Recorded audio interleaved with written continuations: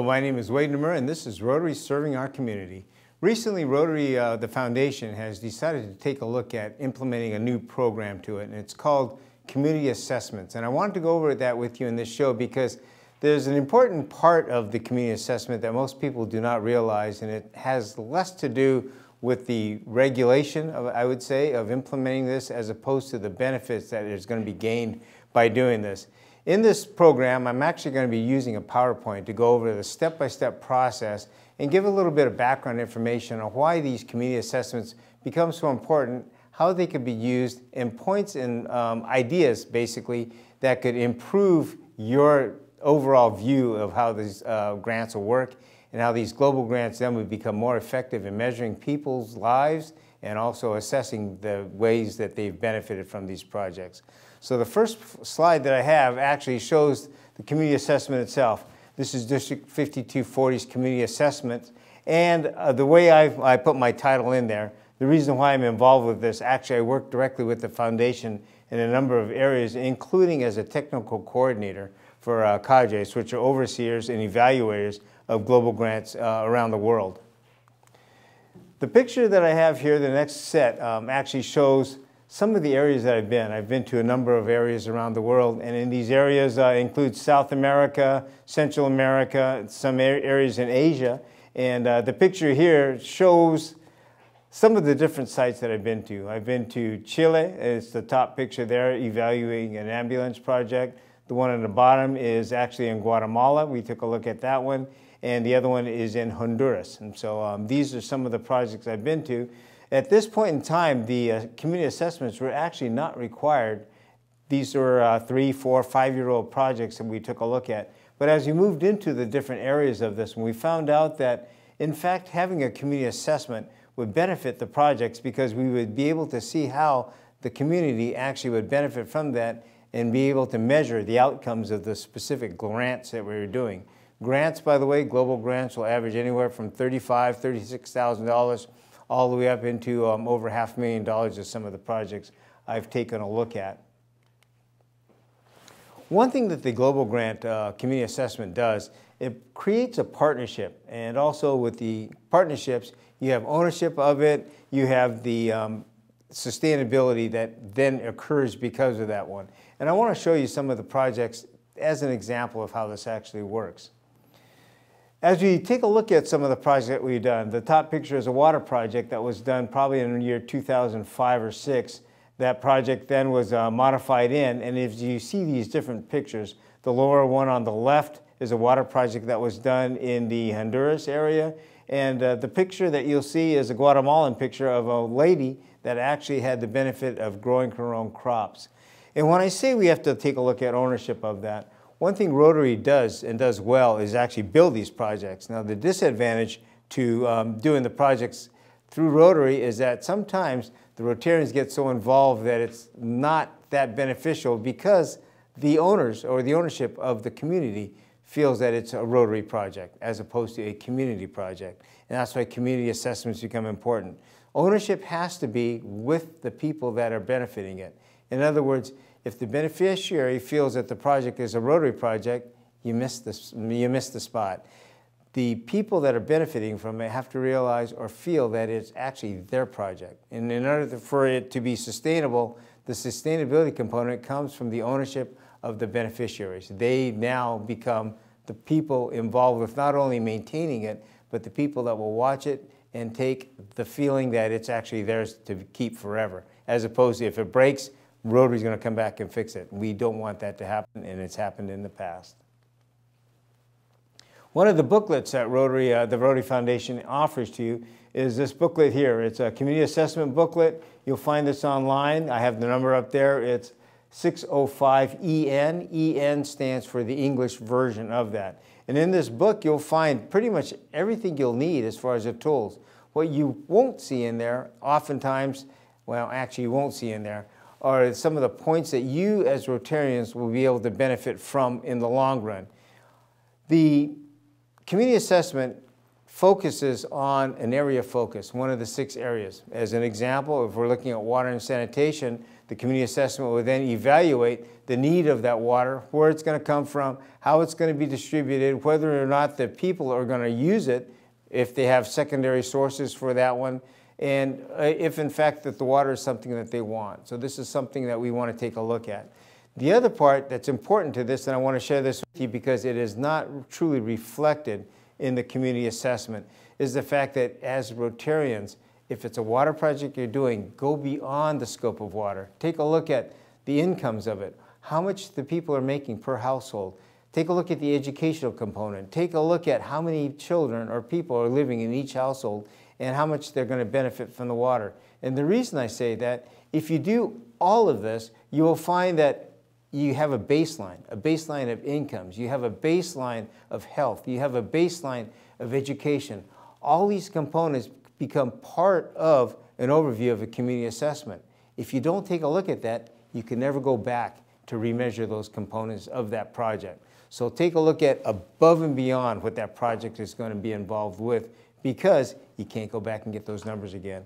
And as Rotary projects and Rotarians, we want to make sure that we are able to measure all of the benefits. I'll give you an example. In a water project I went to, we took a look at the water needs of that one, and I found that in this community, it was a community in central Mexico, 25% of the people were suffering from diabetes. As we put the water project in, we found out that that number dropped to a more normal level. That more normal level became 8, 9, 10%.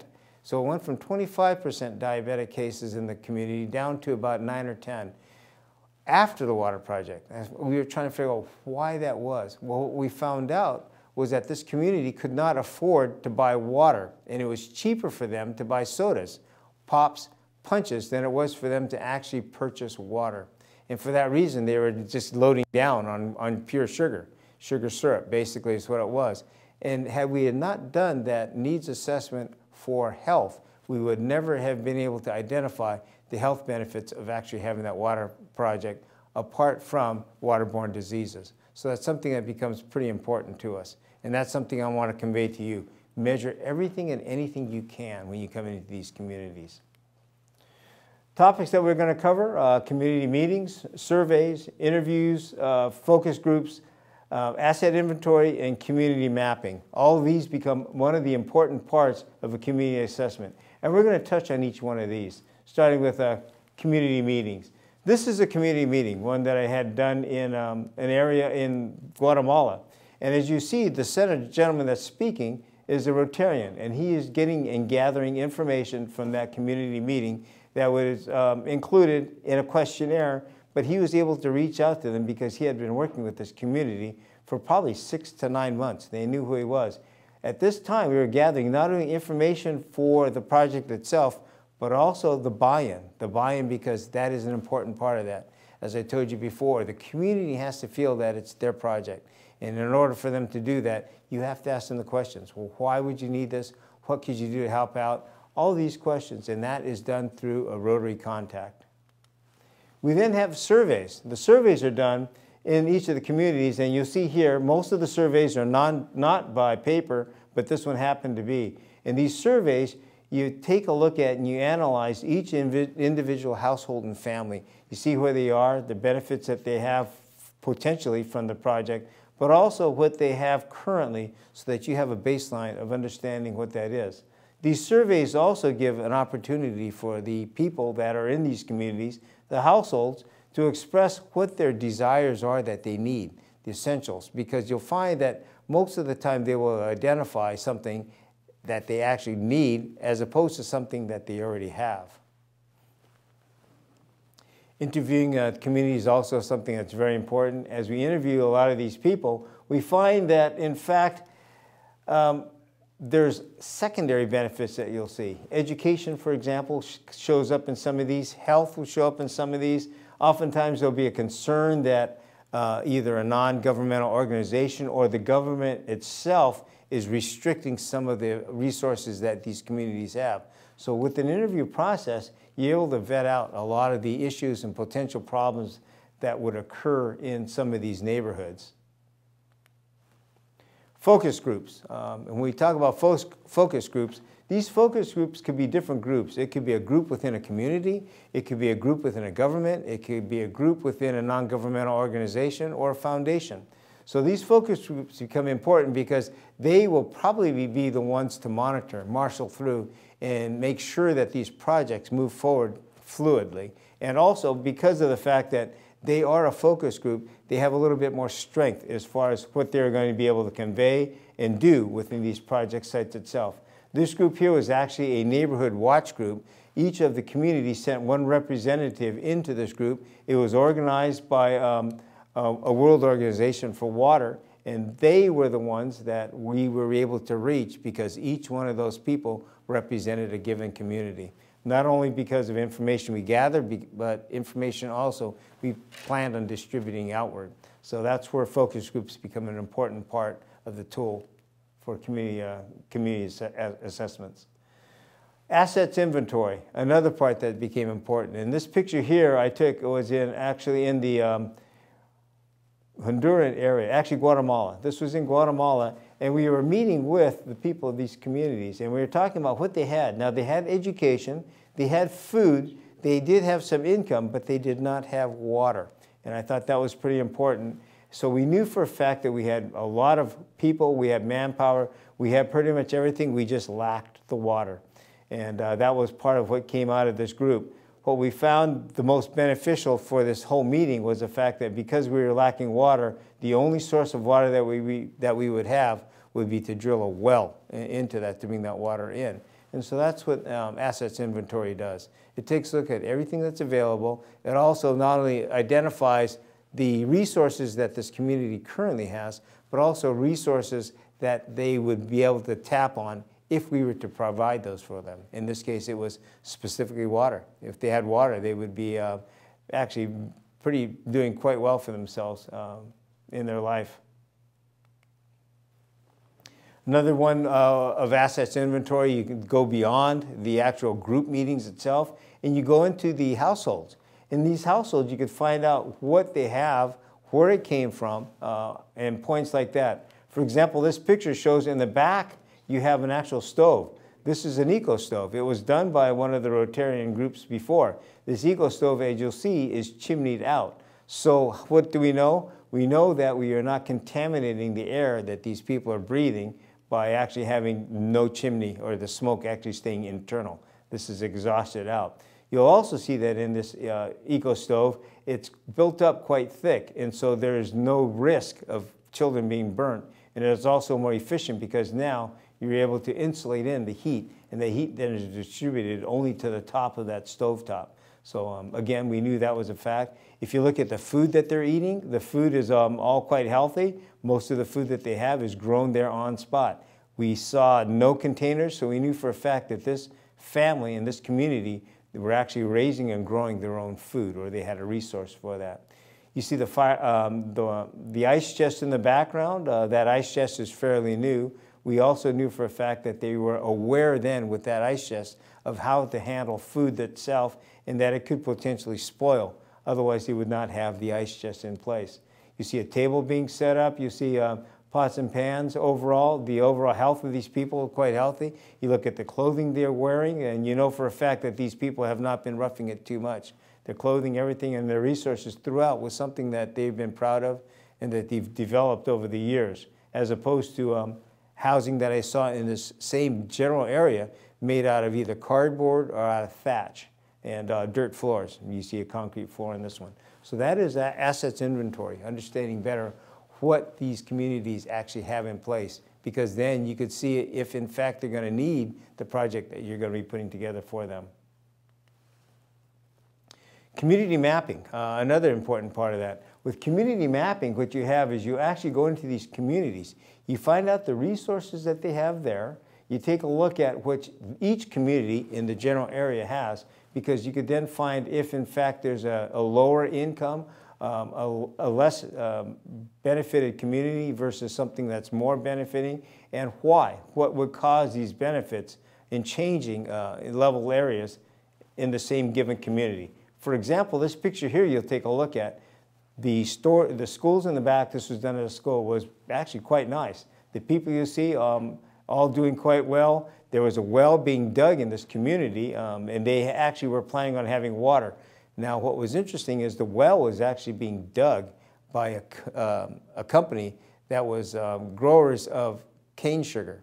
And the cane sugar company had actually contaminated the aquifer. And so what they did in response to that and being identified was that they were then, knowing that they were responsible, actually dug a well deeper to get a deeper aquifer of water to supply this community. So that was paid for 100% by a company. Again, community mapping. We knew why, we knew where, and we were able to identify who was the one responsible for some of the problems that they were having in these communities. And ultimately, they were the ones that paid for this. In this project specific, Rotary was planning on doing a project but never had to do it because of the fact that we identified a source, a resource for that community to actually get the water that they needed.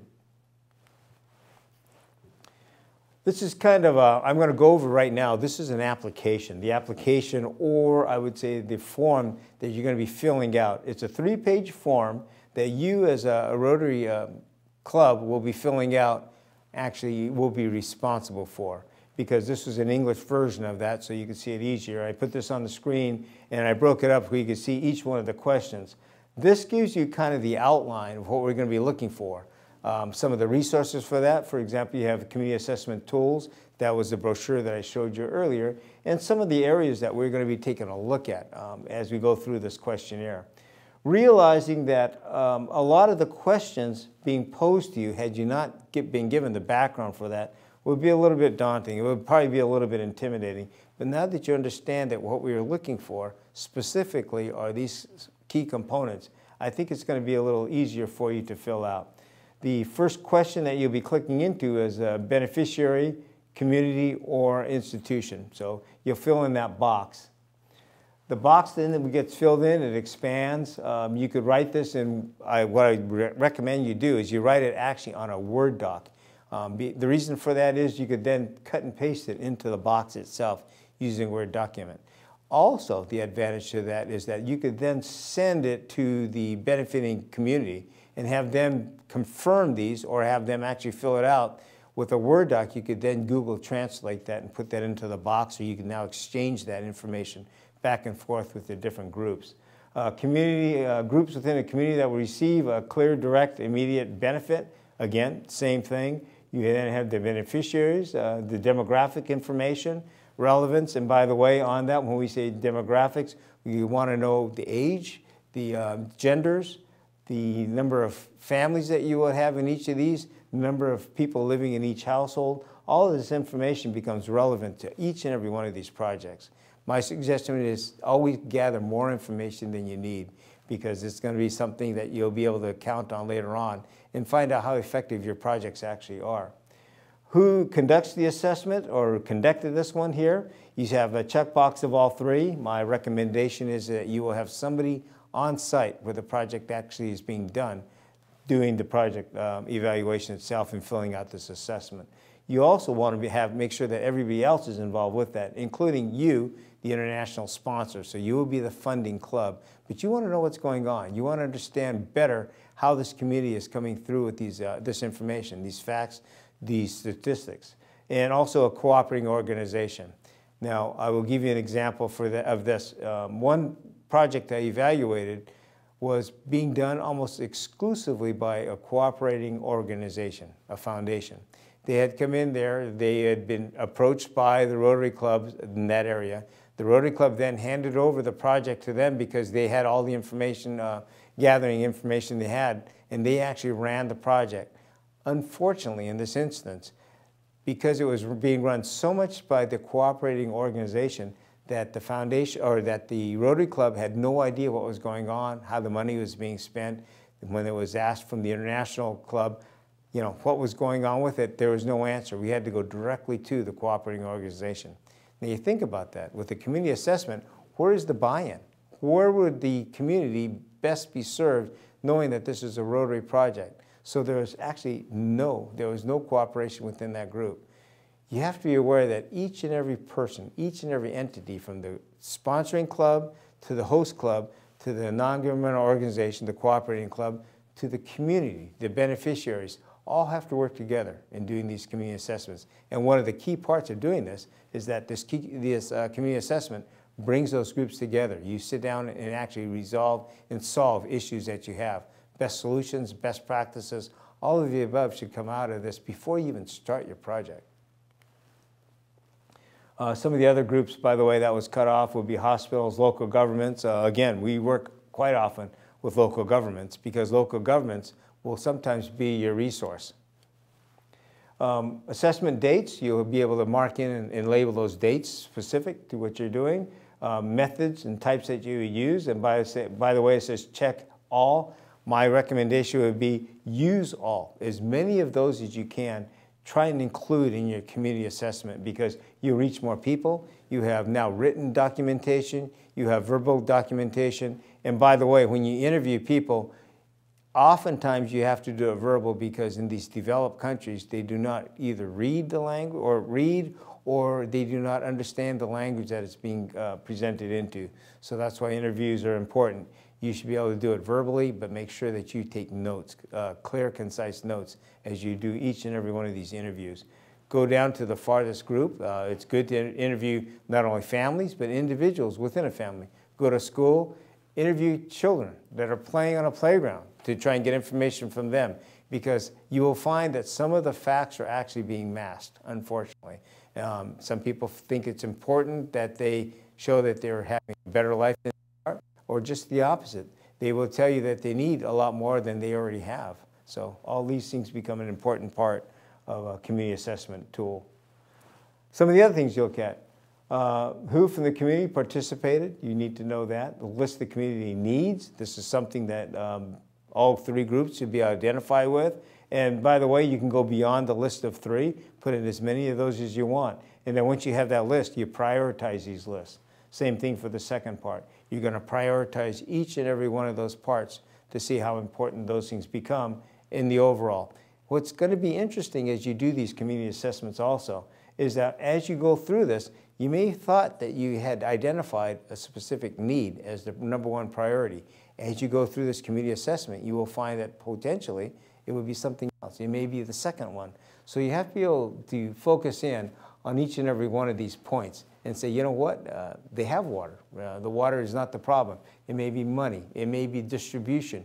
It may be how they hold or handle the water that becomes the issue to that. So that's why a community assessment becomes such an important tool. The next one we take a look at is considering the needs. And again, this is how you're prioritizing it, your project primary goals. How would your project activities be accomplished? So you're going to now start designing it. The challenges of accomplishing these goals, what your resources are, how it's going to be implemented, who's going to be doing that one, and how the community is addressing the challenges. So in other words, you have the buy-in for that. The last part of it is why are project activities the best way to meet these? So you're going to take a look at these and make sure that the community understands what is the most important part of that one. So as we went through some of these ones, by the way, I think it's important that we as Rotarians all realize that when we go through these community assessments, it creates a partnership. So you shouldn't be the one going in there. I have clubs say, you know what, I'm doing a project, as an example, in Guatemala, and I want to go down there. I want to be able to handle this community assessment project assessment myself because I think it's important I understand it because our club is the one funding it. That's not always the case. Sometimes it's best, actually it is best, to have the local people actually gather this information. They will get more consistent data. They'll have a better understanding of the cultures. They'll know the resources because there are some governmental resources that we as outsiders would not be aware of. Also governmental restrictions. So it is best to start with the local people, the local Rotarians. We call them the host clubs. Get them involved with it, engage with it, and find out with them what the resources are and have them actually reach into the community. Why is that important? We talk about sustainability. Sustainability is going to occur when you have somebody close to the ground, somebody that's going to be able to go in there, and if there's a problem, they would know who to go to. That's the sustainability part of it. If the people that they feel would be the ones to resolve the issues that lived in the United States, for example, chances are they would never contact you. They wouldn't know how. So that's why it's important that you have local people doing the buy-in component of that. Well, when you work with non-governmental organizations, they are, by the way, great to work with, excellent. Oftentimes, majority, and I've seen this, majority of the funding for some of these global grants actually comes from non-governmental organizations, foundations. They have a focus, they are very specific on what they're trying to accomplish. It may be a water organization, it may be an education, it may be health, whatever it would be, but they are experts in that field. They would have a lot of that information and data, and they would have the resources available on how to get these done. So take a look at that as another potential. The last one I'm taking a look at is the actual governments themselves as a cooperating organization. Governments are able to bring in resources that they have because they are working with local governments, are working with state governments are working with federal governments, and they all realize that you as a Rotary Club are helping them out. And so they will give you a lot of resources to make sure that you are successful at what you do. And they will give you a lot of resources also, including staff, including data, including information. They are the ones that actually do the census in a lot of these communities. So a lot of the information they will have with you. Work with them. That's an important part of that. If you do not work with them, you'll find out that by bypassing it, there's a little bit of intimidation on their part, and you may not get the cooperation that you need in the long run. Again, when we look at sustainability as one of the components of a successful project, if you do not have the government backing the project you've done, they may literally shut that project down. And that's what I think is important. When we ultimately start putting these community assessment projects together, or assessments together, you'll find that you may not have all the information. Go back. Don't be intimidated by it, because a successful project is going to start with a successful community assessment. If you don't have that, it's not going to work. This is going to identify pretty much each and everything that you're going to have to do to make a global grant successful.